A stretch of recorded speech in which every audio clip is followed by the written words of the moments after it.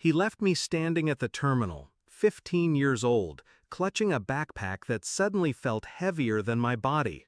"Figure it out," he said.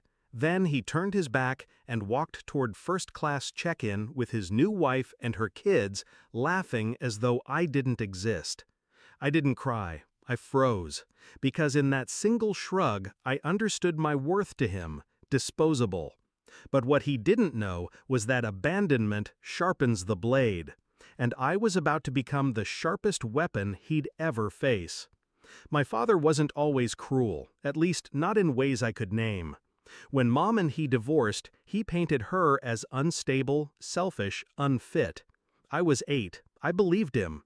He fed me his narrative. She didn't care, she chose wealth over family, she left us. So I clung to him. I made myself small, obedient, desperate for his approval. But his approval had a price: obedience, silence, loyalty to him, and contempt for her. For years I paid, and still it was never enough. By the time I was a teenager, the cracks widened. The new wife arrived. With her came 2 stepbrothers who could do no wrong. Family trips became theirs, not mine. Meals, gifts, affection, doled out unevenly.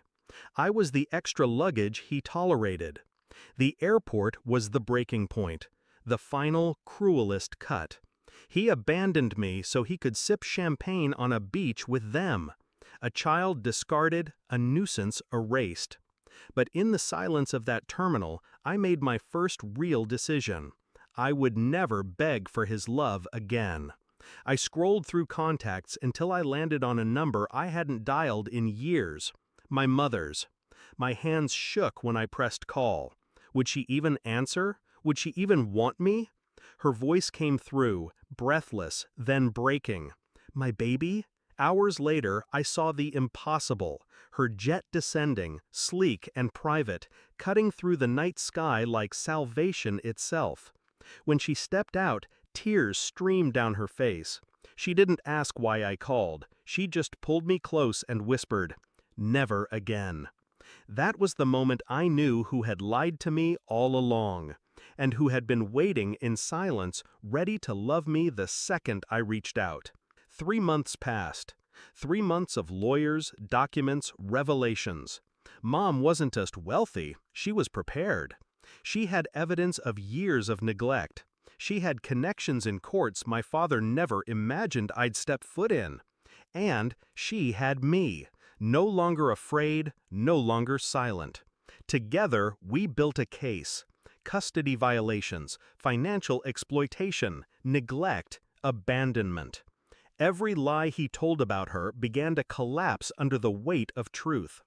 The day he returned from vacation, bronzed and smug, he walked into a house that no longer contained me. My room, empty. The posters, books, photos, gone. Even the bed stripped bare. Instead, a thick envelope sat waiting on his desk, stamped, legal, unmistakable.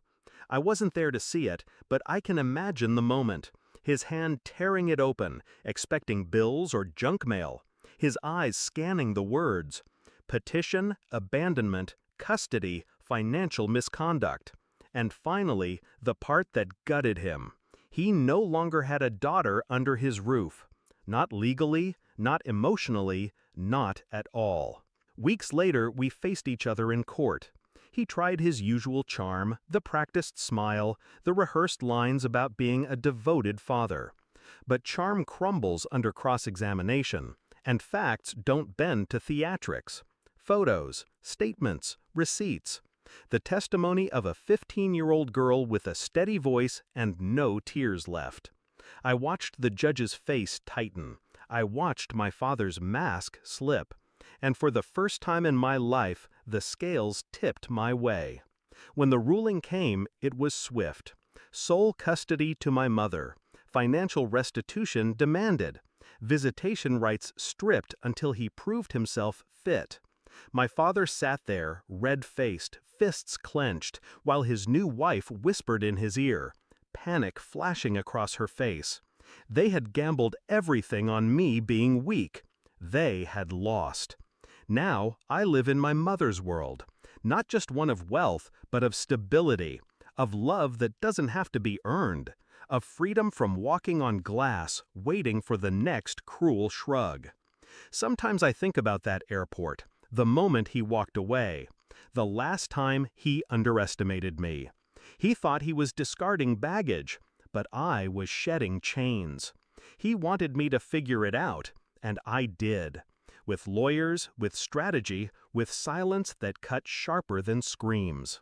When he comes home now, he returns to emptiness, an empty room, an empty house, an empty place where his daughter used to be.